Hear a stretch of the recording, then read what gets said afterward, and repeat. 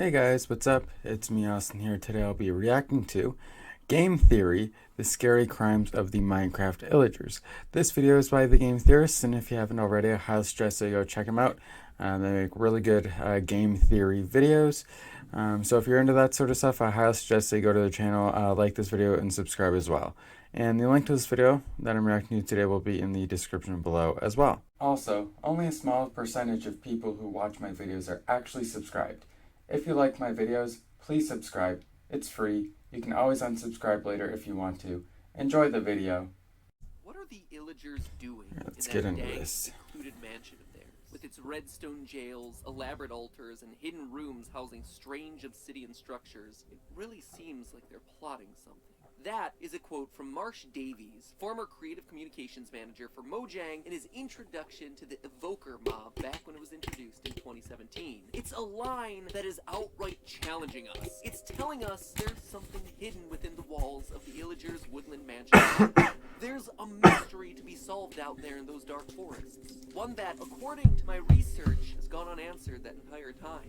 Now, 3 years later, I think I've done it. I think I know what the Illagers are doing out there. And more importantly, I think I know what they're planning. Let's just say, after today's video, you will never look at Minecraft the same way again. Hello Internet, welcome to Game Theory, the most bingeable show on YouTube for all those times when you find yourself inexplicably stuck inside with nothing else to do. Speaking of bingeable content, over the last year we've been mining for nuggets of lore to craft together a massive overarching theory on the story of Minecraft. I'll link to all those theories right there in the upper right hand corner of the screen. I recommend starting with our analysis of the Endermen, as well as this one covering the origins of the drowned civilization. Here's the thing though, up until this point, you as the viewer, and quite honestly me too, have been uncertain what, if anything, has actually been planned by the Mojang team working on Minecraft. I mean, don't get me wrong, I think we have done some incredible work piecing together a lore for this game, from the Endermen being the lost builders, to the drowned being a civilization running away from a massive flood. The proof has been there in the gameplay, and yet the question has remained, how much of this lore was intended versus how much of it was just me theory crafting by putting together random details to make a coherent story? Today though, Let's see. I Let's see started about this that. episode with that quote from Marsh Davies for a reason. It shows that the developers intended some hidden lore to exist around the Woodland Mansions. The Illagers do indeed have something up those oversized sleeves of theirs. This time, it's not just us overanalyzing things like we normally do, it's us piecing together clues to solve a secret that has remained hidden in this game for years. And maybe it's been for a good reason. Because if I'm right, the secret that the Illagers are hiding takes this family-friendly game and makes it a much, much darker world. We're talking T for teen at least. I think the Illagers are kidnapping villagers and turning them into animals through some bizarre magic, and that's not all. I think they're going one step further. They're taking those experiments to try and recreate Steve. Now, if you've never been to a woodland mansion before, I don't exactly blame you. The chance of one generating is extremely low, as they only generate in the rare dark forest biome. And even then, only if it fulfills a certain list of criteria, and you're lucky to boot. That's why even with the maps that you can buy from the cartographer villagers, you still might find yourself trekking for hours to find the nearest mansion. So it's pretty safe to say that these are some of the rarest structures in the game. Entering the mansion, things seem pretty normal at first. The entrance hall is pretty much always the same. It has a nice red carpet, some stairs, and as you go through, you're likely to see lots of normal-looking rooms, ones that appear to be dining halls, libraries, little farms of mushrooms and trees. But then you get to some of the stranger structures. Jail cells, a room with a large altar in the middle, a room with a large fake map in the middle, a room with a large fake end portal in the middle, rooms dedicated to large woolen statues of cats and chickens in the middle, always in the middle. It is weird. And let me be clear, when I say Apparently it's always in the middle. portals and fake maps, I mean it. These aren't made from your typical assortment of end portal frames and lava blocks or paper and compasses. These are made with wool. The fake end portal rooms are filled with orange wool in the middle and a ring of green wool above it, giving the appearance of a stronghold end portal. The map is made out of carpet. So are the numerous beds found throughout the mansion. More wool, more carpet. Again, it is weird. I say it on a lot of these episodes, but I think in this one it's hard to deny. Developers don't just put fake replicas of an end portal into the villain's hideout for the funsies. There is a reason these structures are here. But to understand why, we first need to understand who the Illagers are. For those of you who don't know, Illager is the classification for a group of hostile mobs in Minecraft united by the fact that they all share similar features to normal villagers. The Illagers consist of magic-using evokers, axe-wielding vindicators, and crossbow-slinging pillagers. There's also illusioners, who don't spawn naturally in the game, and the ravagers, which are just the big ol' ugly beasts that the Illagers ride during the raids. Oh, look at that face. Face only a mother, or I suppose another villager could love? Now, it's important to note that the Illager appearance isn't arbitrary. Sure, they look exactly like villagers in need of a suntan, but that is a very intentional decision. It isn't like Mojang just ran out of ideas for how creatures in this universe could look. No, the one bit of lore that we know about these guys is that they're exiles. They were booted out of the villagers' villages. They're outcasts. According to the Minecraft mob bestiary, quote, "The evokers are outcasts from the friendly villages that we know and love, twisted by their practice of evil," end quote. Oh, and again, wow. with the Vindicator description, here we go. Like the evokers, the Vindicators were expelled from villages for its unspeakable activities, and it too wanders the halls of the eerie woodland mansions. We do not know what they're trying to achieve out there in the woods, but we must be on our guard, end quote. So again, we're teased with little bits of lore here. These are villagers who are committing unspeakable acts and were booted out of the towns for it, only to take residence in the dark woods, but we have no idea what all that is referencing. So we come back to the initial question. What were they doing? In the woodland mansions, we have prisons and altars built by the Illagers, but what was it all for? Well, what if I told you that the first, and yes, there are several, but the first atrocity is that the Illagers are kidnapping normal, peaceful villagers and turning them into animals. Don't believe me? Take a closer look at the Ravagers I mentioned earlier. The beasts that the Illagers ride into battle. Look familiar? They should. Most obviously, there's that signature nose that completely matches a normal villager. Okay, fine. Right. That would just be an aesthetic choice. But then, what about the eyebrow? Ravagers have a unibrow, just like every other villager that exists in Minecraft. What makes that similarity stand out all the more is that both the Vindicator and the Evoker, who we know are former villagers themselves that were exiled, have themselves two separate angry eyebrows, clearly differentiating them from every other villager in the game. And yet the Yep. Ravager shares the unibrow that the villagers still possess. And what about those green eyes? Again, every villager has green eyes, just like the eyes of the Ravagers. So, the features of Well, the he's not Ravager's wrong. face are an exact copy of the features on a villager's face, but to say that they are a villager seems to be an extreme jump, right? It does, until you listen to this. That's one of the Ravager's roars. It's this big, fearsome beast that has a little honk, honk, honk at the end of its roar. A honk that sounds kind of Yeah. like the sounds that a villager makes when it's speaking. Yeah, that's what I was A thinking lot about. of the Ravager sound effects seem to have an undertone of honking to it. Again, listen to those grunts and roars. The honking is very clearly worked into the sounds that the beast is making.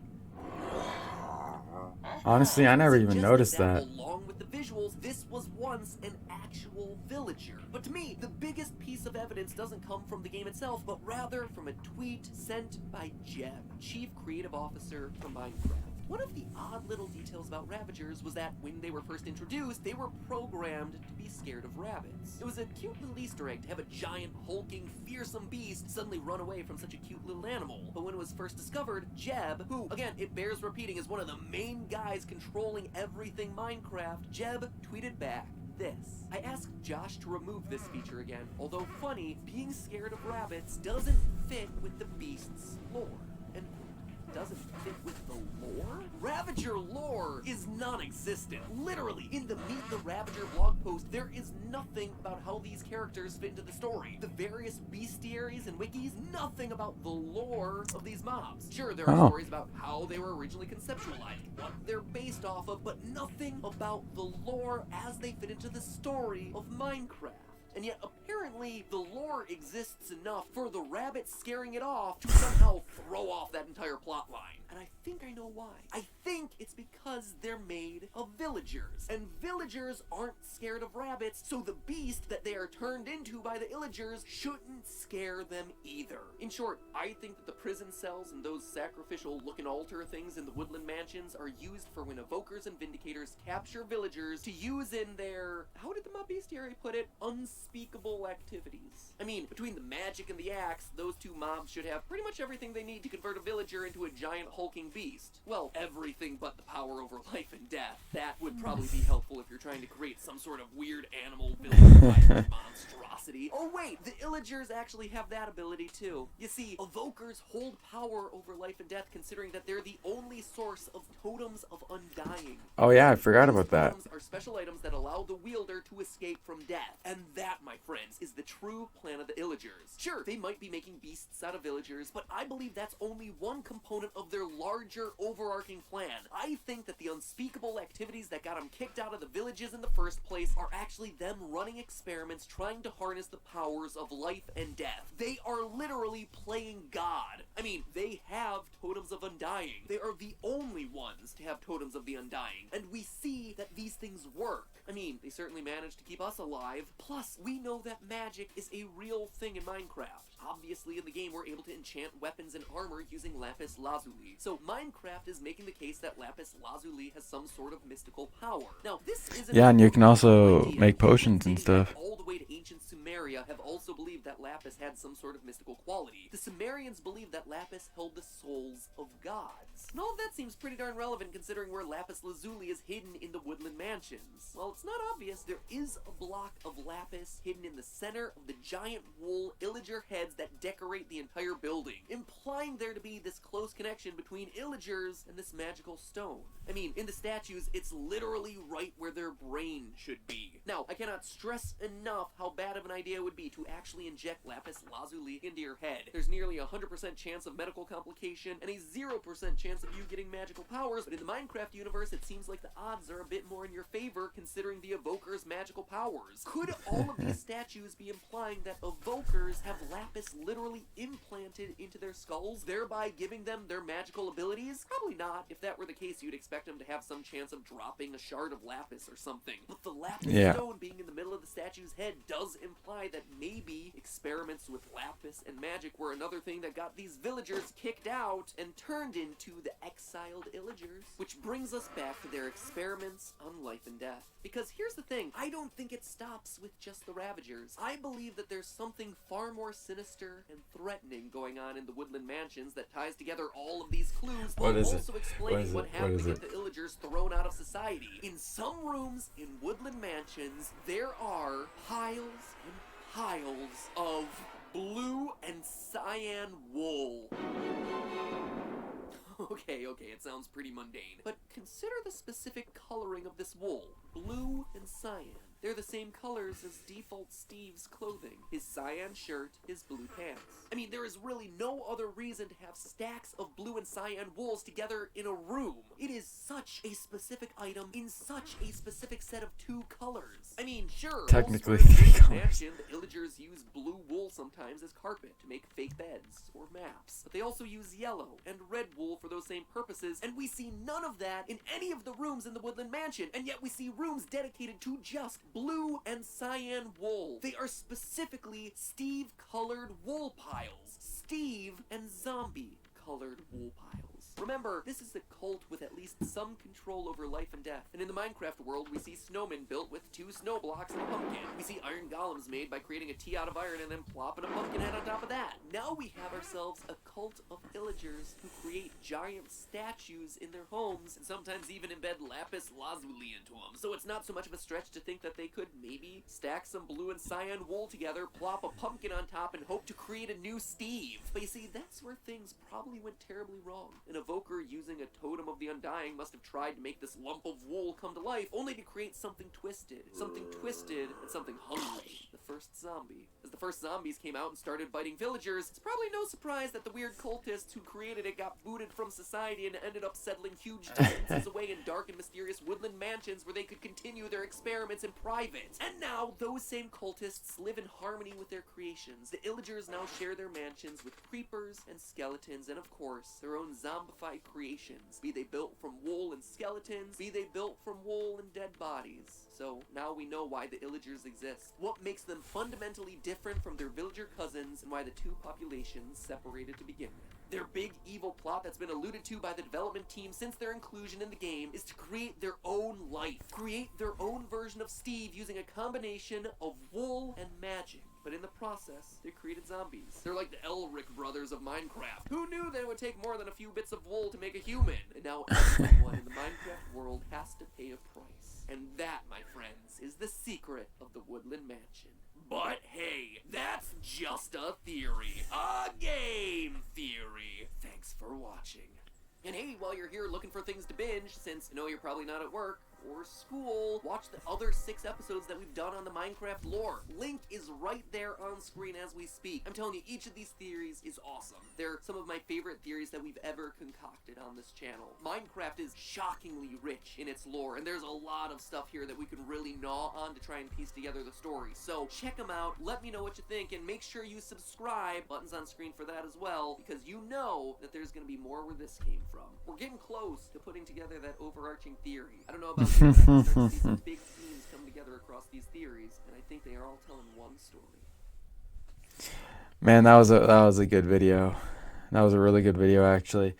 I thought it was really interesting, you know, like the Illagers, like with all that like magic, life and death kind of stuff. You know, I thought it was pretty interesting. Alright guys, that's going to be it for today's video. If you haven't already, I highly suggest that you go like the video and consider subscribing as well with post notifications on so you don't miss out on any of my future uploads. And with that being said, I'll see you guys in the next one.